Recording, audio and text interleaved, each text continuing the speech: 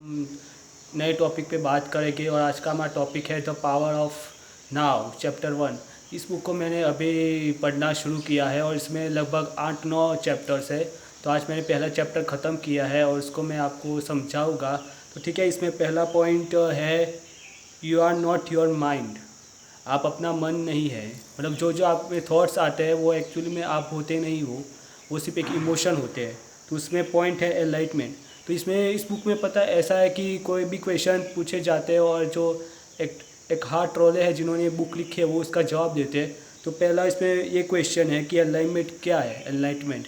तो इसमें एक हार्ट ट्रोले कहते हैं कि ये जो हम थॉट्स आते हैं उसके जो बाहर, मतलब इसमें जो थॉट्स में जो गैप होती है जिसमें हम बीइंग होते हैं वो एक्चुअल में एनलाइटमेंट होता है। मतलब इसकी कोई डेफिनेशन नहीं है एनलाइटमेंट की। एनलाइटमेंट एक फल की तरह है और मेडिटेशन एक कर्म है, तो हमें फल पे ध्यान नहीं और कर्म करना चाहिए।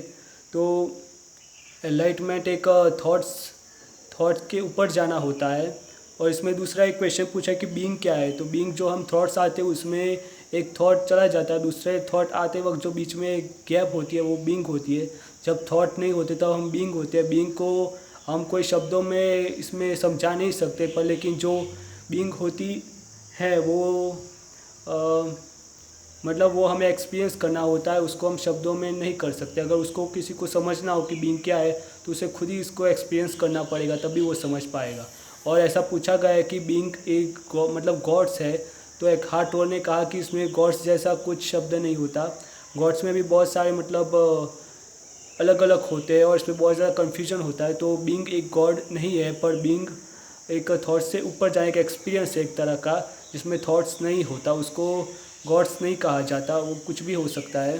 उसको मतलब एक्सपीरियंस करे तो ही उसको समझ सकते हैं। तो अगला है क्वेश्चन, हम जो नाव में कैसे रहे, मतलब एक्सपीरियंस रियलिटी को एक्सपीरियंस कैसे करें। तो एखार्ट टोले ने कहा है कि हमें एक्सपीरियंस करने के लिए हमें नाव में रहना पड़ेगा, मतलब वर्तमान में जीना पड़ेगा। हमें थॉट्स को छोड़ के, इमोशन को छोड़ के हमें बीइंग बनना पड़ेगा, मतलब उसमें जीना पड़ेगा, नो माइंड में। तब जाके हमें रियलिटी का एक्सपीरियंस हो पाएगा। फिर अगला है यूजलेस थिंकिंग को कैसे स्टॉप करें। तो एखार्ट टोले ने कहा है कि हमें उसको ऑब्जर्व करना होगा, तब जाके यूजलेस जो मतलब बिन फालतू के विचार है उसको हमें ऑब्जर्व करना पड़ेगा, तब जाके वो धीरे धीरे ख़त्म हो गए। एकदम नहीं ख़त्म होगी, उसकी प्रैक्टिस करनी पड़ेगी ऑब्जर्व की, तब जाके वो ऐसे ख़त्म हो सकते हैं, मतलब तुरंत नहीं हो ख़त्म नहीं हो सकती। तो ठीक है, दूसरा पॉइंट है हमारा freeing your self from your mind, मतलब खुद को फ्री करना है। तो उसमें भी पॉइंट है वॉचिंग द थिंकर। तो एक हार्ट रोले कहते हैं कि हमें जो सोचने वाला है, मतलब हमारे जो थॉट्स है उसको ऑब्जर्व करना पड़ता है। शुरुआत में काफ़ी टाइम लगता है, प्रैक्टिस करनी पड़ती है, धीरे धीरे ये सब होने लगता है। हमें अपने जो थॉट्स है, मतलब एंगर का थॉट है, सैडनेस का थॉट है, जो अलग अलग तरह के थॉट है सबको ऑब्जर्व करना पड़ता है धीरे धीरे। उसकी प्रैक्टिस करो तब हम नो माइंड के स्टेट में जा सकते हैं। और दूसरा है a gap of no mind, मतलब जो दो दो थॉट होते हैं उनके बीच में एक गैप होती है। हमें उसमें मतलब एकदम वो खाली होती है, एकदम बीइंग, उसमें हमें बीइंग का एक्सपीरियंस होता है। मतलब नाउ हम पूरी तरह वर्तमान में होते हैं। जैसे अभी हम थॉट है कहीं और है और वापस यहाँ आ जाते हैं, तो उस वक्त बीइंग का एक्सपीरियंस हो सकता है। तो हमें जो गैप है वो धीरे धीरे उसमें जीना सीखना चाहिए और उस गैप को बढ़ाना चाहिए। मतलब दो थॉट के बीच में गैप होती है, हमेशा हमें बस उस गैप का वेट करना है और जब आ जाए तब हमें बीइंग का एक्सपीरियंस होने लगेगा।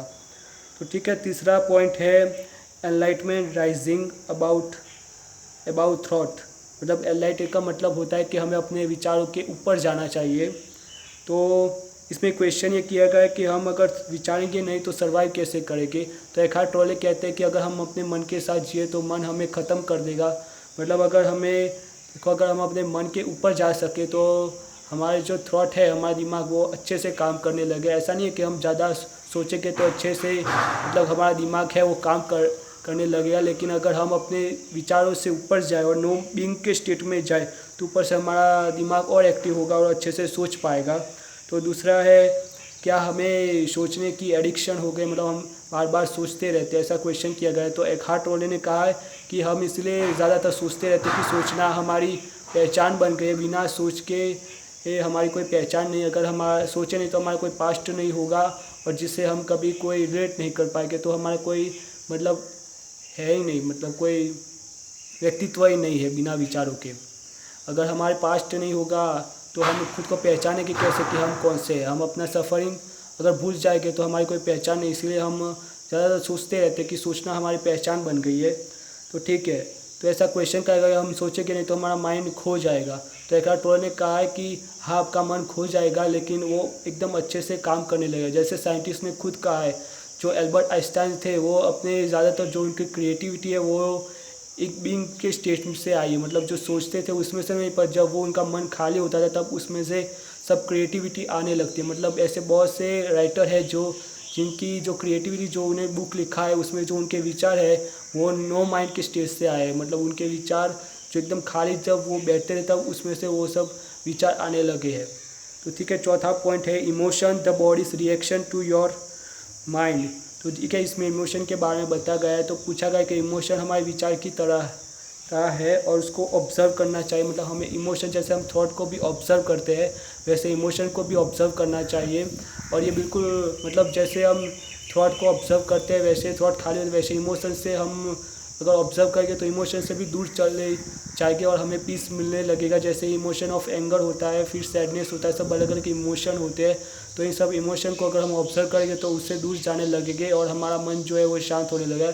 जैसे हम थॉट को ऑब्जर्व करते हैं वैसे हमें इमोशन को भी ऑब्जर्व करना चाहिए। तो इसमें पूछा है कि अगर हम लव और जॉय, अगर इमोशन दूर होते जाते तो क्या जो लव है और जॉय है क्या वो भी दूर होता जाए। तो एकार्ट टोले ने कहा है कि लव और जॉय हमारे बीइंग का मतलब स्वभाव है। हम अगर ऑब्जर्व करेंगे तो हमारे जो इमोशन है जैसे एंगर, सैडनेस वो सब दूर हो जाएंगे और हम ज़्यादा लव और जॉय से नज़दीक जाने लगेंगे। पर बाहर की दुनिया में जो लव है वो एक्चुअली अट्रैक्शन का होता है, बॉडी अट्रैक्शन का होता है, और वो जो लव है वो हेट्रेड में बदल जाता है। और जो प्लेजर होता है और वो भी थोड़े टाइम बाद पेन हो जाता है। मतलब जब नया नया होता है तब अच्छा प्लेजर अच्छा लगता है, फिर धीरे धीरे वो भी हमारा पेन दर्द बन जाता है।